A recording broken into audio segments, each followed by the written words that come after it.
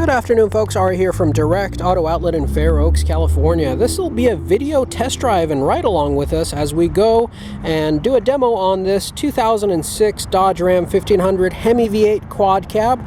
We'll take you along with us and give you our opinions and our experiences and let you know how the truck is running and what we notice, and kind of do the best we can to make it as if you were here and demoing the vehicle yourself. First, I'll do a quick walk around, although I will point out that we do have a detailed walk around of this truck also on our website. You may find the link there. I'll try to point out any imperfections that I see. First of which are just some scratches right over here. Looks like something just slid off the side of the truck. That's about the biggest of the imperfections you'll see on this truck.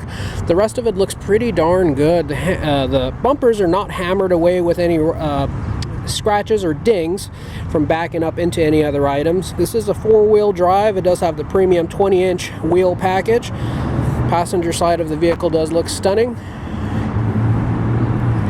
Front of the vehicle is very clean. Headlights are crystal clear, and there are no awkward rock chips making the front end of this vehicle unattractive whatsoever. A very good looking truck. Always been a big fan of the Dodge Ram trucks.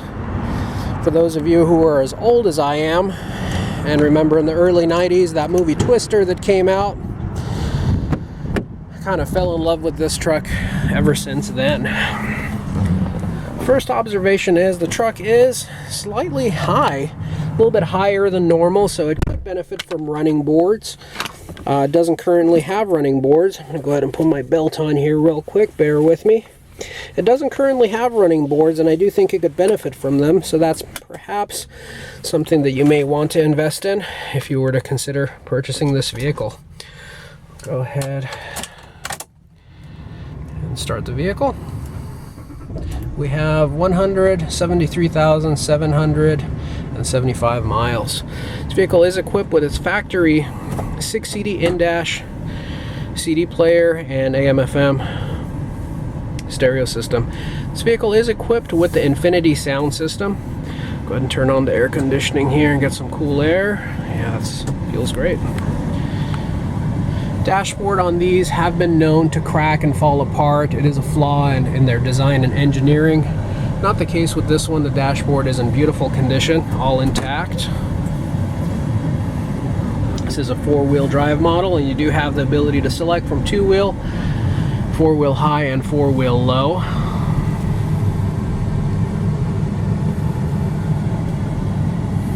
Alright, and let's get started. First and foremost, I do notice that it is a very luxurious truck, very comfortable inside. These leather seats are in beautiful condition with barely any noticeable wear and tear anywhere.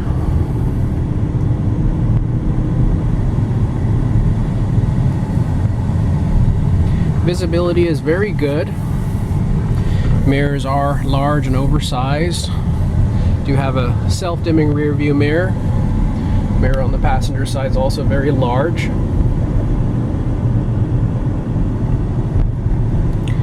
Very smooth and comfortable truck. You don't really hear much noise from the engine. Tires are also very smooth, which, unlike many other pickups where you hear a droning sound or humming sound going down the road, it's not really the case with this.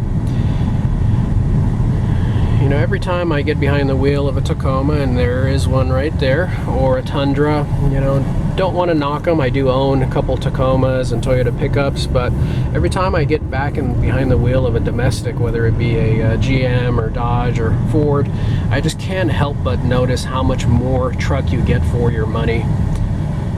Size-wise, comfort-wise, luxury-wise. Now, I do have to admit that quality on some makes and models in certain years are not going to be quite up to snuff with Toyota, but you know, just comfort-wise and capability-wise, these are far superior trucks. The Hemi V8 in this truck is very capable and very powerful, also very smooth. The one area in which it lacks a little bit is perhaps fuel economy. Fuel economy on these are not great, but hey, you know, it's a V8 truck. We're going about 45 miles per hour, and it is very smooth, very quiet. If I were to stomp on the brakes a little bit like I did there, I don't notice any shimmy, no shaking, indicating any warpage on the rotors.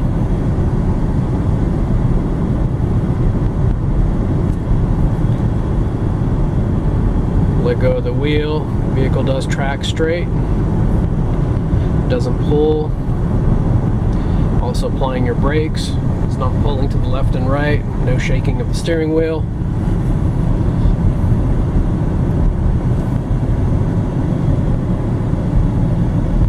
The blower fan for the heat and AC does sound a little bit louder than usual, which to me indicates that the cabin air filter is probably old and slightly clogged. It just sounds like that blower motor is working a little bit harder than it should for it being on 3/4 of the way speed. That may be something we can look into.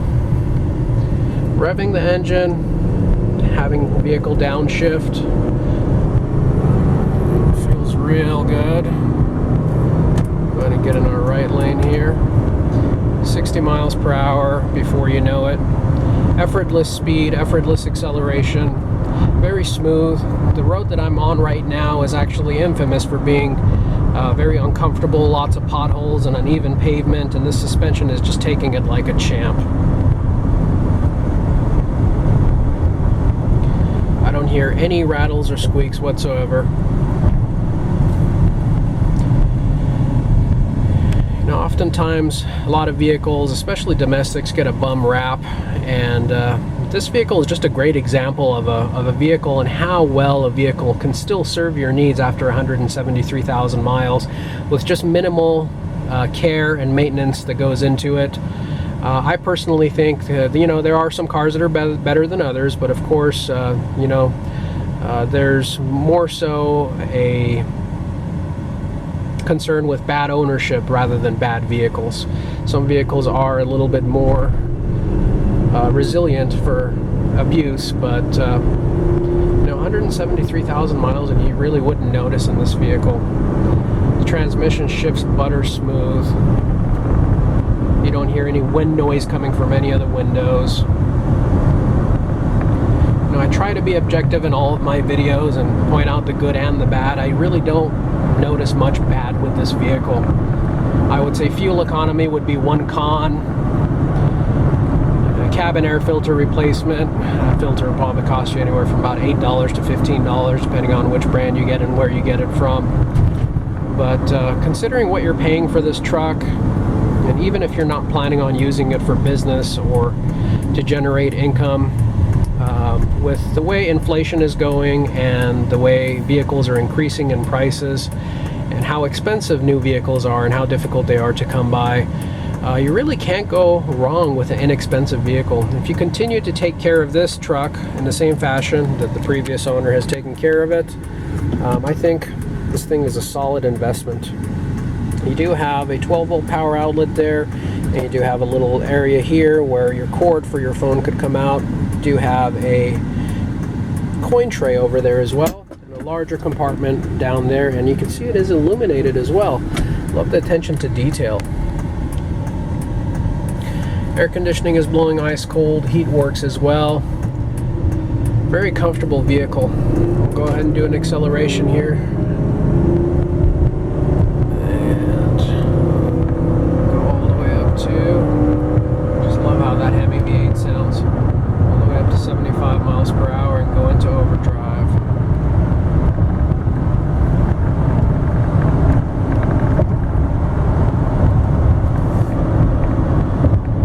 Did pick kind of a congested time of day to take this trip, but do appreciate you bearing with us here.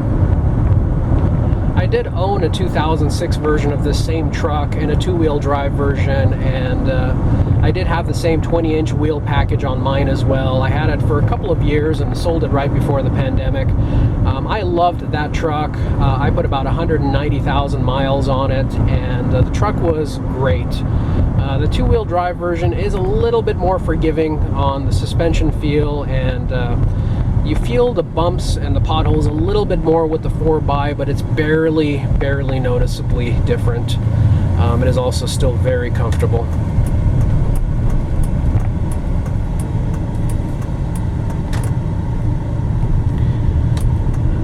Going to make a right turn and get back on Sunrise here, and then we'll head on back to the dealership. One other thing I do want to point out here, as you may have noticed in the video if you were paying close attention, is the RPM gauge, the tachometer, is a little lazy. It does operate, but it's a little bit lazy, so when you rev it, it takes a few seconds for it to get up to where it needs to be. My 06 that I had the same problem, and reading online, it is a common issue. The tachometer gauge is not a horribly important gauge or reading to be able to have, so you could decide if that's something that you would like to have fixed. As you can see, it does work, but it's a little bit on the lazier side, but not 100% accurate. The remedy to that would be to remove the cluster, take it to a repair facility, and there is one in Sacramento. The one that we use is called Commercial Speedometer. Greg, the owner, is great, and customer service is fantastic. The repair cost on getting that done does fluctuate from manufacturer and issue, but in most cases it's about $140. In some cases we have seen it be in excess of $180 or $190, and prices there do happen to increase every January, typically by about $10 or so. But that's minor, and with any used vehicle there are going to be a couple little things that you may find that need to be done. And this one is no exception to the rule, but there are certain things that you can't reduplicate.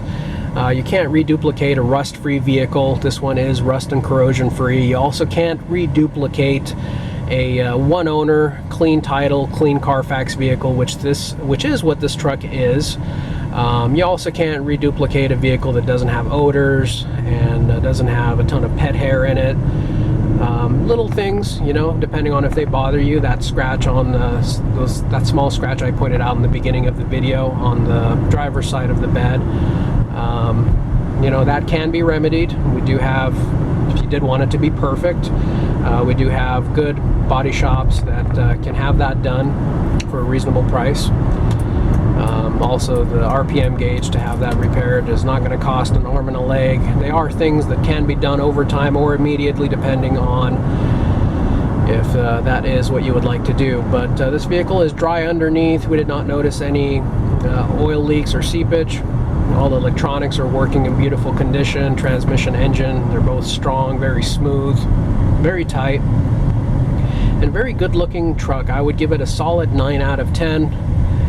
And there's not much else that you could have improved upon on this truck. It is just about as nice as can be, especially if you consider that it is a truck. Oftentimes with trucks, you do find that there will be a little bit more wear and tear just because of the nature of the type of vehicle that they are. But this one does look like it was a daily driver, and I don't see excessive amounts of wear and tear. The interior is clean, the bed is clean. No odors whatsoever. Doesn't look like there were many kids inside here making a mess. Just a very nice vehicle overall.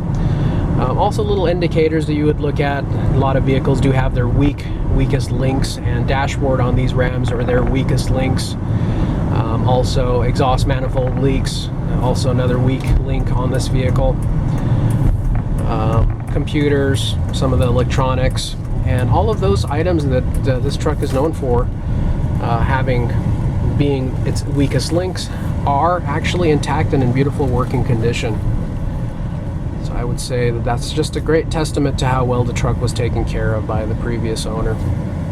We are back, folks. I appreciate you bearing with us here. I do thank you for joining us on this video. We do sure hope to see all of you, and please leave your comments in the comment section. Make sure you hit the bell icon to be notified of all of our future videos, and make sure you subscribe. It really does help us out. I do want to take this opportunity to thank you once again for joining us, and we do hope to see you down here at the lot. Thank you, and have a great day.